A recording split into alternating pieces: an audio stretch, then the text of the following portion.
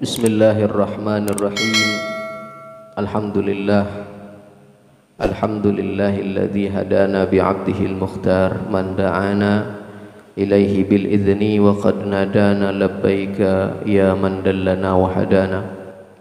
Allahumma salli wa sallim wa barik ala sayyidina Muhammad wa ala alihi wa ashabihi wa man tabi'ahum bi ihsanin ila yaumil qiyamah. Rabbi shrah li sadri wa yassir li amri wahlul 'uqdatam min lisani yafqahu qawli. Alhamdulillah, pada pagi hari ini kita kembali dipertemukan oleh Allah Subhanahu wa taala dalam kajian rutin kita, yaitu kajian spesial Ramadan. Mudah-mudahan kita yang hadir senantiasa diberikan keberkahan oleh Allah, diberikan rahmat oleh Allah Subhanahu wa taala, berkat daripada keagungan dari bulan Ramadan, sehingga pahala Allah kucurkan kepada kita dengan berlipat-lipat ganda. Dan semoga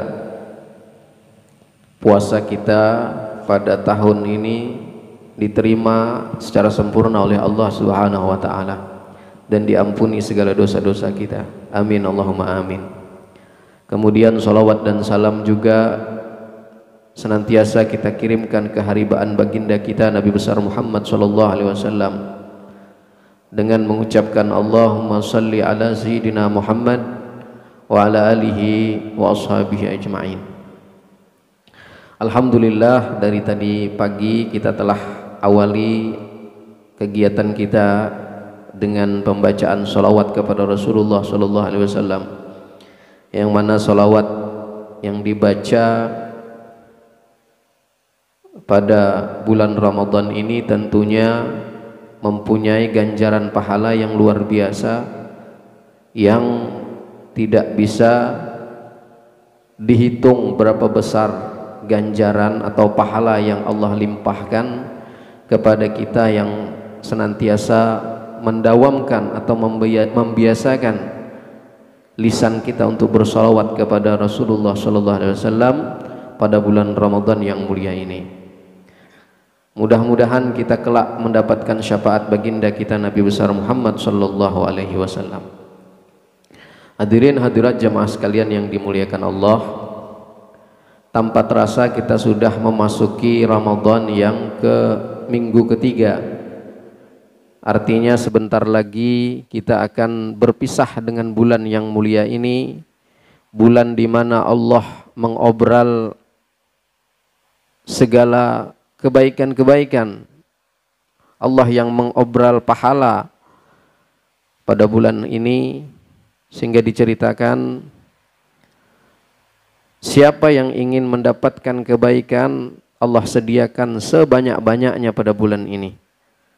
Dan insya Allah mereka yang paham dan mengerti bahwa bulan ini adalah bulan di mana Allah sedang menyediakan ampunan dan rahmat serta pahala yang sebanyak-banyaknya bagi orang yang berfikir, maka dia akan memanfaatkan bulan tersebut dengan memperbanyak kebaikan-kebaikan dan ibadah kepada Allah Subhanahu wa taala. Dan semoga kita tergolong dalam golongan orang-orang yang seperti disebut yang demikian itu.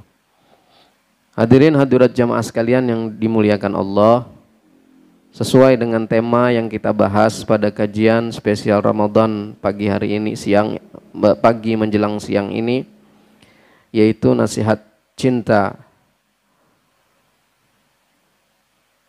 Sebagaimana yang kita ketahui bahwa sebagai manusia yang normal, sudah menjadi fitrah atau sunatullah dititipkan oleh Allah Subhanahu wa taala di dalam diri kita, yaitu perasaan saling tertarik kepada satu sama yang lainnya.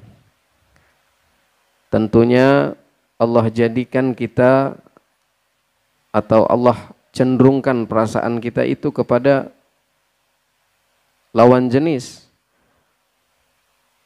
Maka kalau ada kecenderungan cinta kepada yang bukan lawan jenis, berarti itu ada permasalahan. Makanya dalam Al-Quran Allah melalui ayat yang kita baca tadi, surah Ar-Rum ayat 21,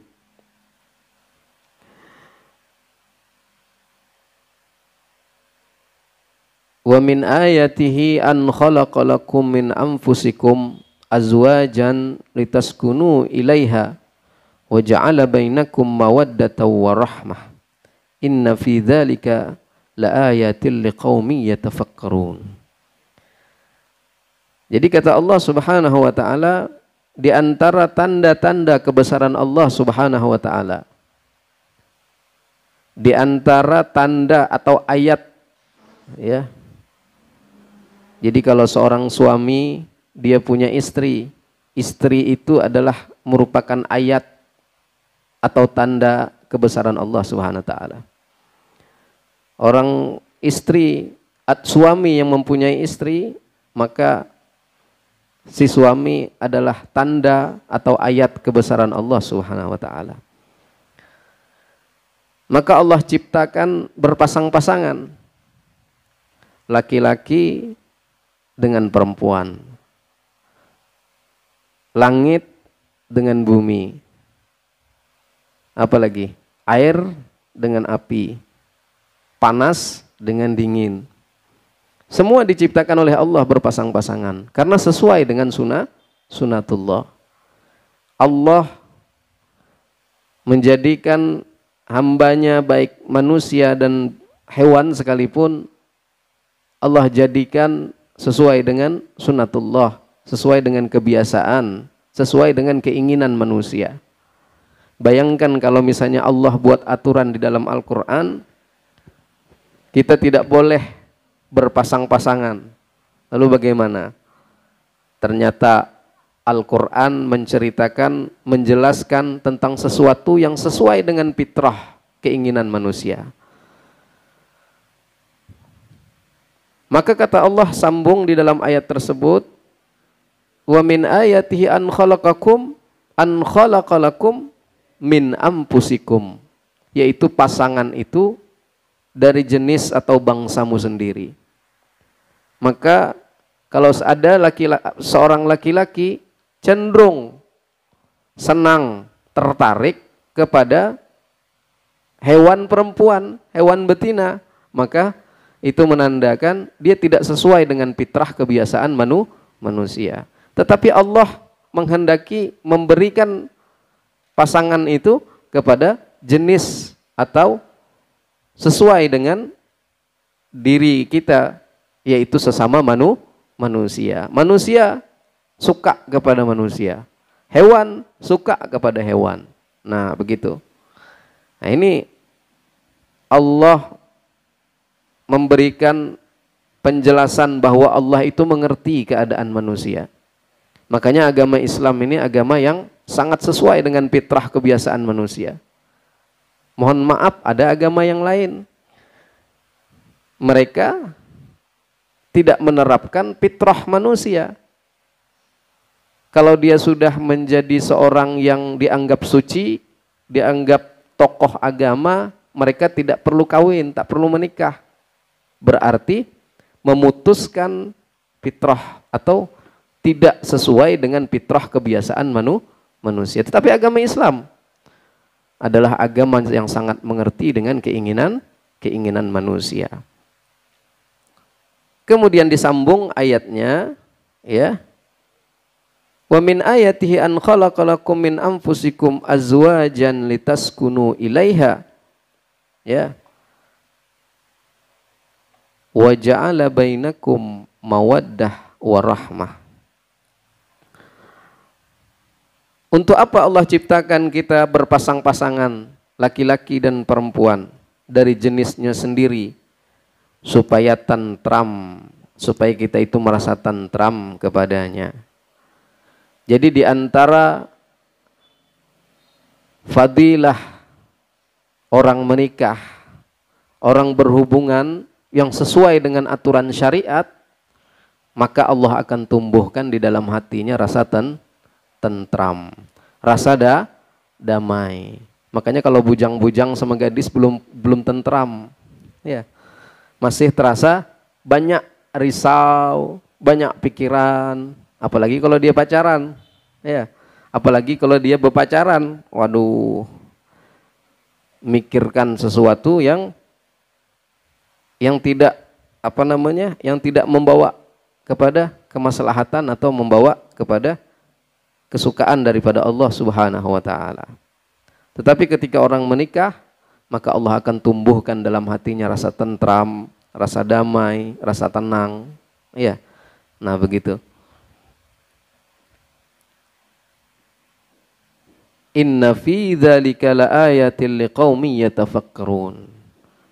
Nah, itu ya, kata Allah, sesungguhnya pada yang demikian itu Allah jadikan manusia berpasang-pasangan, Allah jadikan makhluknya berpasang-pasangan sesuai dengan jenisnya sendiri. Supaya apa? Supaya merasa tentram dan damai kepadanya dalam berpasangan tadi. Nah, kemudian kata Allah, sesungguhnya yang demikian itu adalah terdapat tanda-tanda kebesaran Allah Subhanahu wa taala bagi siapa? Bagi kaum yang berfikir. Orang yang berfikir, mereka akan mengambil jalan yang diridhoi oleh Allah Subhanahu wa taala. Orang nikah sama orang yang melakukan hubungan percintaan tanpa menikah itu beda. Ida Allah kasih di dalam hatinya kedamaian, ketentraman. Nah, beda orang yang menyalurkan cintanya dengan yang diridhoi oleh Allah SWT melalui pernikahan. Di sini ada kalimat wa ja'ala bainakum, bukan wa khalaqa bainakum, bukan, tapi wa ja'ala bainakum, artinya Allah menjadikan. Apa bedanya khalaqa dengan ja'ala? Kalau khalaqa itu mirip, khalaqa artinya Allah menciptakan. Kalau wa ja'ala, Allah menjadikan. Jadi kalau khalaqa itu biasanya Allah menjadikan tanpa melibatkan unsur-unsur yang lain. Wa min ayatihi an khalaqalakum. Dan di antara tanda kebesaran Allah diciptakannya pasang-pasangan. Allah menciptakan pasang-pasangan atau manusia-manusia itu tidak memerlukan unsur yang lain. Kata Allah, innama amruhu idza arada syai'an ay yaqula lahu kun fayakun. Aku jadikan manusia, kata Allah, langsung jadi manusia. Aku jadikan ini, kata Allah, langsung jadi. Itu khalaqa, menciptakan. Jadi Allah membuat sesuatu tanpa membutuhkan unsur yang lain untuk melakukannya. Tetapi kalau waja'ala atau menjadikan, Allah membuat sesuatu, tapi Allah memasukkan campur tangan daripada unsur yang lain. Nah, itu bedanya. Kalau di kalimat atas khalaqa, Allah menciptakan manusia berpasang-pasangan. Tapi kalau Allah bilang wa ja'ala bainakum, Allah jadikan di antara mereka itu mawaddah warahmah. Artinya untuk mencapai mawaddah. Apa itu mawaddah? Ya, warahmah. Apa itu rahmah? Yaitu kasih sayang. Untuk kita supaya di dalam cinta kita yang diridhoi tadi, di dalam pernikahan tadi, di dalam mahligai rumah tangga tadi, itu membutuhkan apa? Membutuhkan ikut campur tangan kita untuk berusaha mencapai bahagia, mawaddah, warahmah tadi. Jadi kalau ja'ala, Allah ikut juga di situ, kita pun berdua ikut juga berusaha untuk mencapai mawaddah warahmah. Itu perbedaan antara khalaqa dan ja'ala. Jadi untuk mendapatkan mawaddah warahmah, maka kita yang harus berusaha ikut juga antara suami dan istri. Nah, ini cinta yang diridhoi oleh Allah Subhanahu wa taala. Kalau cinta yang diridhoi oleh Allah Subhanahu wa taala yang dulunya kita perbuat menjadi maksiat, tapi menjadi bernilai ibadah di sisi Allah SWT. Yang dulunya waktu bukan mahram, belum menikah, memegang tangannya, berdosa, dapat dosa dari Allah. Tapi ketika menikah, memegang tangan istri justru menjadi pahala di sisi Allah Subhanahu wa taala. Dulunya kita memeluk, berdosa di sisi Allah, berdosa besar. Tetapi ketika menikah, justru ketika memeluk istri kita atau memeluk suami kita, kita mendapatkan pahala di sisi Allah Subhanahu wa taala. Jadi berbanding terbalik jauh. Maka carilah, capailah yang cinta itu yang diridhoi oleh Allah Subhanahu wa taala. Ustaz, saya ini Ustaz jatuh cinta, suka naksir dengan orang tuh. Macam mana ya Ustaz? Cinta itu sudah menjadi fitrah manusia. Suka kepada lawan jenis itu juga merupakan fitrah manusia. Lalu bagaimana kita menyikapinya nih? Ya. Dulu zaman Rasulullah sallallahu alaihi wasallam, Rasulullah juga pernah jatuh cinta. Rasulullah pernah jatuh cinta kepada anaknya Abu Thalib, pamannya. Tapi Rasulullah tidak dapat memiliki cintanya tersebut. Kenapa? Ditolak keinginan Rasulullah. Rasulullah pernah berdatang melamar kepada Abu Thalib, tapi tidak diterima. Rasulullah manusia. Rasulullah juga sama seperti kita punya hasrat ingin mencintai, suka kepada sesuatu.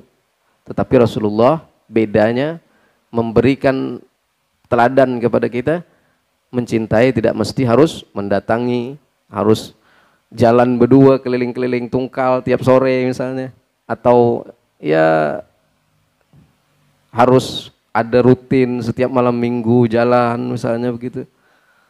Tidak demikian. Ya, cinta itu tidak bisa dipungkiri, itu merupakan fitrah manusia. Tetapi bagaimana cara kita menyikapinya? Bagaimana cara kita supaya tidak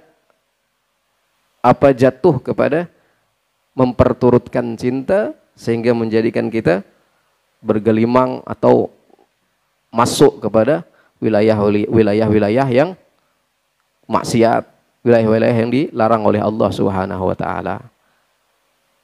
Jadi cinta tidak masalah. Kalau kita suka sama orang, yang jadi masalah bagaimana sikap kita? Apakah ketika kita mencintai kemudian kita mengumbar perasaan kita, kemudian kita datangi, kita ajak jalan, kemudian keliling-keliling, kemudian melakukan sesuatu yang dilarang oleh Allah Subhanahu wa taala. Nah, ini yang tidak benar. Tapi ketika kita cinta, kita minta kepada Allah, ya Allah, kalau memang dia jodoh saya, dekatkan aku ya Allah. Mudahkan aku untuk menghalalkan dia. Tapi kalau dia bukan daripada jodohku ya Allah, jauhkan dia ya Allah. Jangan sampai dia mengganggu jalanku menujumu ya Allah Subhanahu wa taala. Jangan sampai kecintaanku kepadanya membuat rusak cintaku kepada Allah dan Rasulullah sallallahu alaihi wasallam. Nah, jadi cinta yang sebenarnya yang harus kita kejar adalah cinta kepada Allah Subhanahu wa taala. Karena kalau kita cinta kepada Allah, maka cinta itu membawa kita kepada ketaatan kepada Allah. Kalau cinta kita kepada Rasulullah, cinta itu akan membuat kita mengikuti sunnah-sunnahnya Rasulullah SAW. Kalau cinta kepada Rasulullah, cinta itu akan membuat lisan kita senantiasa bersalawat kepada Rasulullah SAW. Cinta kepada Allah membuat lisan kita senantiasa berzikir kepada Allah Subhanahu wa taala. Bukankah orang yang mencintai selalu menyebut-nyebut orang yang dicintainya? Kalau kita cinta kepada seseorang, ketika kita mendengar disebut namanya, bukan main kita senangnya.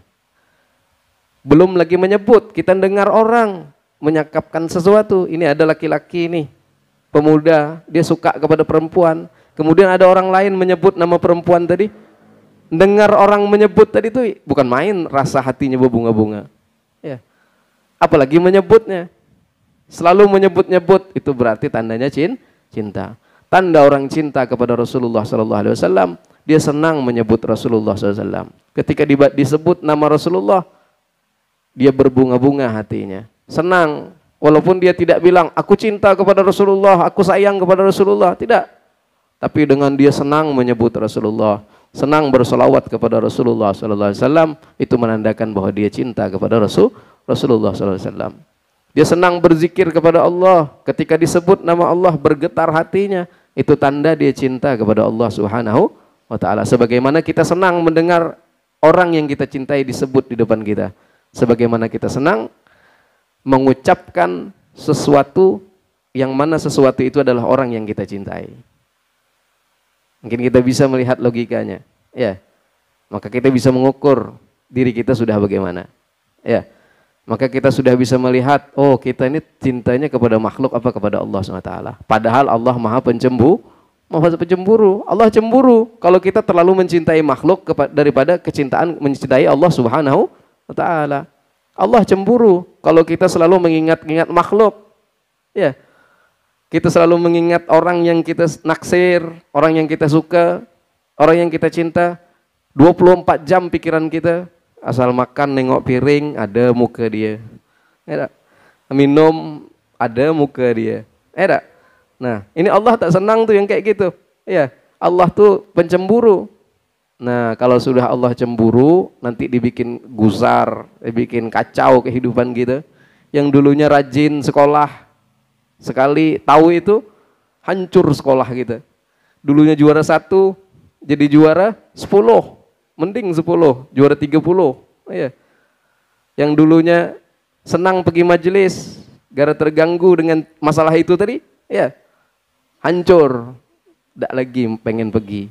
Ya, apalagi malam minggu, ya malam minggu, masya Allah. Mudah-mudahan kita dijauhkan dari golongan orang yang demikian itu. Kalau Allah sudah cemburu, Allah sudah tidak dicintai lagi, Allah sudah lagi tidak diingat-ingat lagi, alamat bahwa kehidupan kita akan berantakan, kehidupan kita akan susah.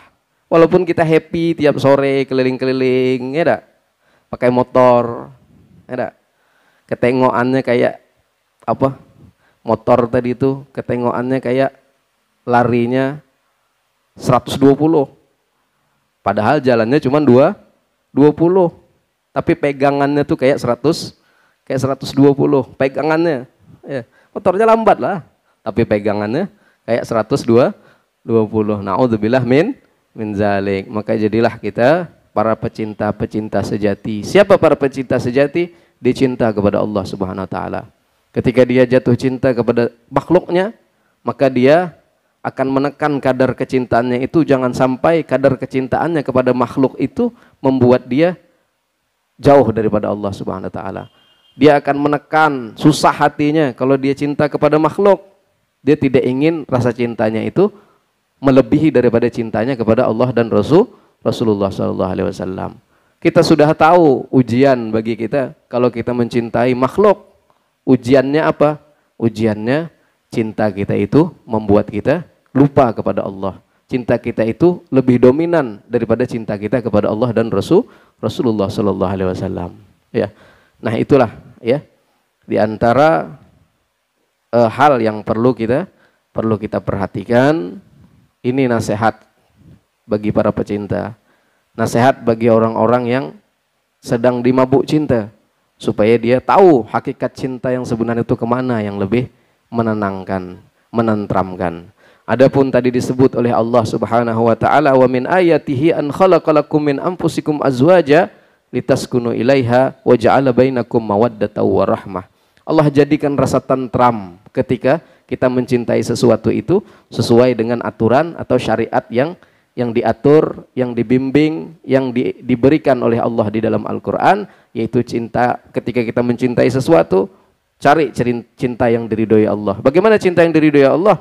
Cinta yang sesuai dengan aturan syariat agama kita, yaitu cinta yang kita salurkan melalui pintu pernikahan. Bukan cinta yang tidak dilalui atau tidak masuk di dalam melalui pintu pernikahan. Karena kalau kita cinta dan kita salurkan cinta itu melalui pintu yang diridhoi Allah, yaitu pernikahan, maka cinta kita akan mendapatkan rasa tentram, rasa tenang, rasa damai, ya.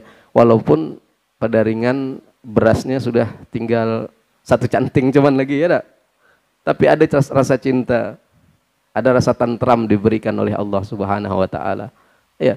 Tapi kalau kita cinta di luar daripada yang diatur oleh Allah, maka rasakanlah kita akan menjadi gusar, menjadi galau, menjadi sakit, menjadi macam-macam, ya, menjadi kecewa, suudzon, dipenuhi dengan dosa-dosa dan lain sebagainya. Mudah-mudahan ya cobaan bagi kita.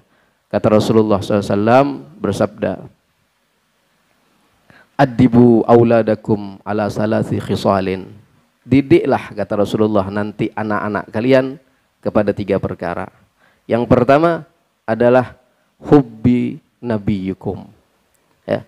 Didiklah anak kita untuk cinta kepada nabinya, yaitu Rasul sallallahu alaihi wasallam. Ajarkan anak kita cinta kepada Rasul. Kenalkan anak kita kepada cinta kepada Rasul. Senangkan, suruh anak kita tuh senang mengucap bersolawat kepada Rasulullah SAW supaya terlatih kecintaannya kepada Rasul sallallahu alaihi wasallam. Yang kedua, wa hubbi nabiyyikum wa hubbi ahli baitih, kata Rasulullah. Ajarkan anak kita cinta kepada ahli baitnya Rasul.